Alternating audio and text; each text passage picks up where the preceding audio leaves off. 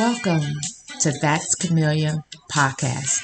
Hey, we're going to unpack some of those questions that you have.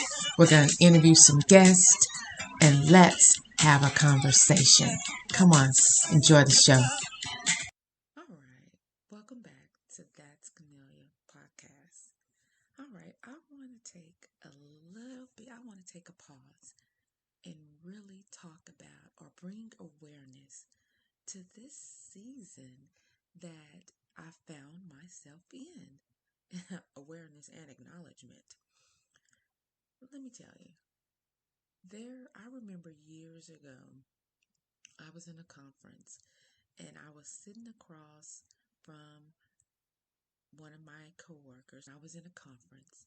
We were in a breakout session and it was a group of us, probably about five.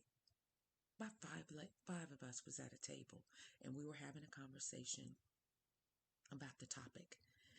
In the midst of the conversation, one of the ladies started sweating. And I looked around and was wondering, anybody else sweating? Because I was cold. Everybody else just kept on talking. And as if this woman didn't start sweating right in front of us. And when I say sweating, I'm talking about beads of sweat on the forehead.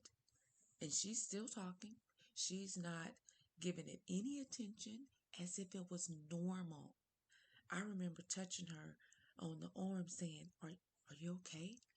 And she said, oh yeah, I'm fine. And then she got a little paper towel and, wiped her face and she kept on going. I was like, oh wow, she must really be going through something. Fast forward to now, let me tell you, I didn't have the drops of sweat, but I did experience being in a room, or have experienced several times, being in a room and all of a sudden this hot fire rises on the inside of me that I can't describe nor contain because it's so hot. I feel like I'm having like a hot summer flash in front of everyone, and no one else is experiencing it. It's the oddest thing, odd, embarrassing, because you don't know when it's going to happen. And I didn't know when it was going to happen. But the same thing happened to me that I saw this woman have years ago, that fast forward happened to me. I was thinking, why am I so hot? No one else is hot. I'm hot.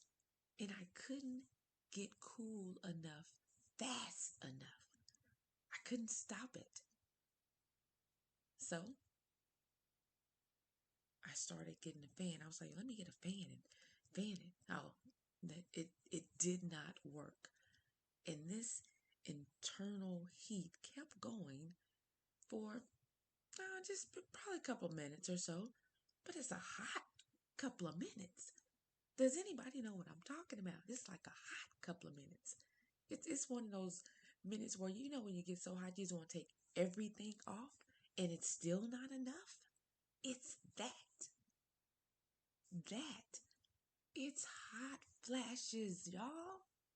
Is anyone else, or has anyone else had these hot flashes? Let me tell you. If you haven't, get ready. Because I think most women experience hot flashes sometime in their life. Now, when you experience it, who knows? It depends. There's so many different variables of what I've learned, so many different variables that will cause a woman to go into and have these hot flashes. So like me, I have the benefit of having an older sister who started having these hot flashes before me and who would warn me like, "Oh yeah, it's gonna happen. It's gonna happen. Just get ready. Just buy your fan and keep your fan wherever you are, and and you'll be all right." So, being a Christian that I am, I was like, "Oh no, I'm not gonna deal with that. I rebuke that. Not gonna have that." That wasn't my journey, y'all.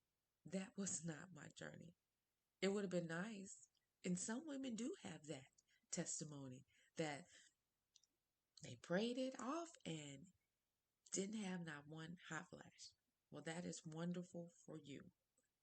But I want to talk to the women who have had the hot flashes, still currently having the hot flashes, and those who are just trying to prepare themselves and help themselves with these hot flashes because it's serious. Don't think of hot flash like, oh, you just get hot. Oh, let's unpack this hot flash because this craziness, it's real. It's real, ladies. And I want you to know you're not by yourself.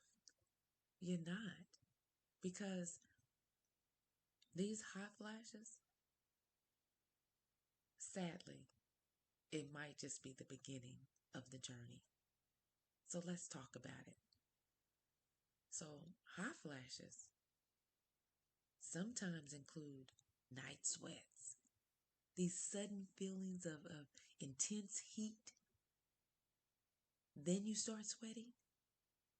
So you have hot flashes in a day, which I started tagging them as personal summers.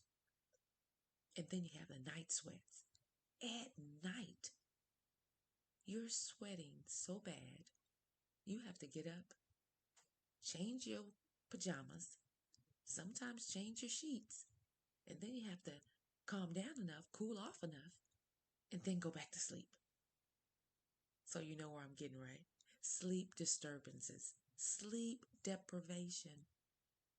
It when you have to do all that, you didn't got hot, sweated so bad, you have to change your clothes and then change your sheet possibly, and then try to go back to sleep. Oh, your sleep is off. You have trouble either falling asleep, staying asleep, or you can't get back to sleep. Can somebody help me out? Somebody know what I'm talking about. I know you know what I'm talking about. We just don't talk about it enough. But let me tell you, this craziness is real. Hot flashes, wet night sweats, and you can't sleep. What does that make a person when you finally got to get up in the morning? Oh, it's a long day, right? It's a long day. And that's just a few of the symptoms, right? Of these hot flashes. Well, what is this called? Y'all ready? It's perimenopause. Perimenopause. These symptoms range from woman to woman, and not everyone experiences the same thing, and they vary. And sometimes you don't recognize them because they're subtle. Now, a hot flash, it's not subtle at all. It's abrupt. It will interrupt your day, your moment, your thoughts. But then there are other symptoms like an irregular period. You're changing in your menstrual cycle for those who still have it. And if you don't, you stop having a menstrual cycle.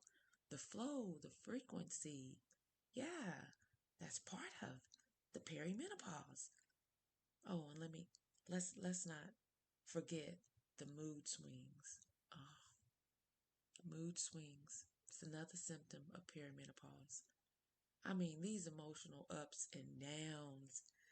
You're irritable, even anxiety, and sometimes depression.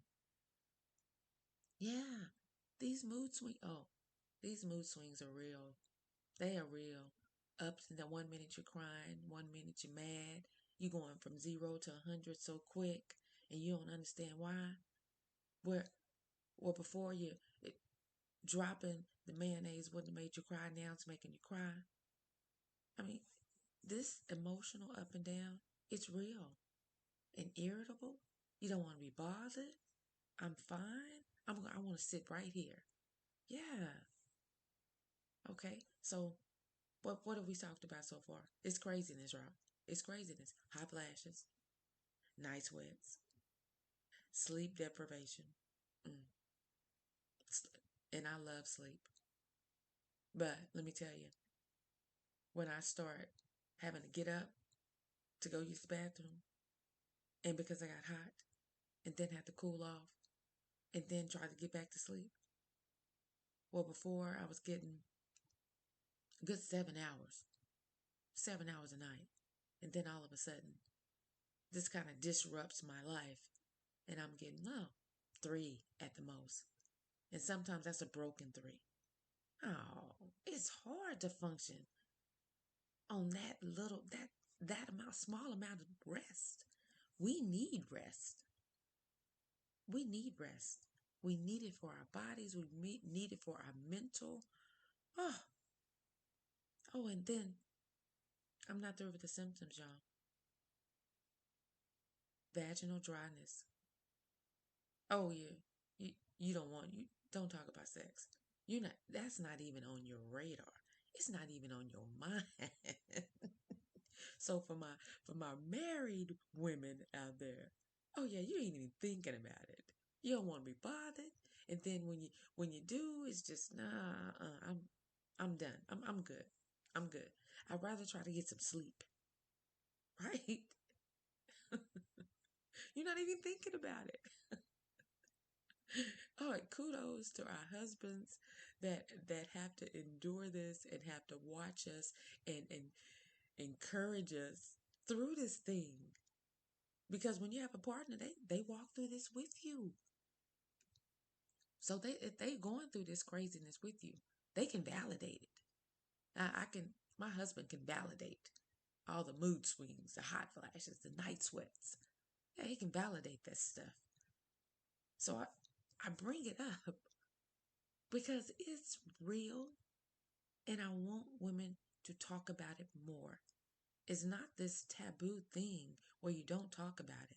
No, I want you to talk about it because share your journey, share how it started for you, share how you figured out, however you figured it out, how you're making it, and share what you did. What's helping you? What are you doing? With all of these symptoms, and let's not talk about brain fog, memory lapse, can't concentrate. That's another symptom. See, I'm bringing this up to share these symptoms with you, so you'll know that you ain't crazy. You're not. This is real, and other women are going through it. Weight gain. Oh my goodness. I was thinking that I was gaining weight just because I'm getting older. Yeah. Getting older, gaining a few pounds. It's okay. No, that's a symptom of perimenopause.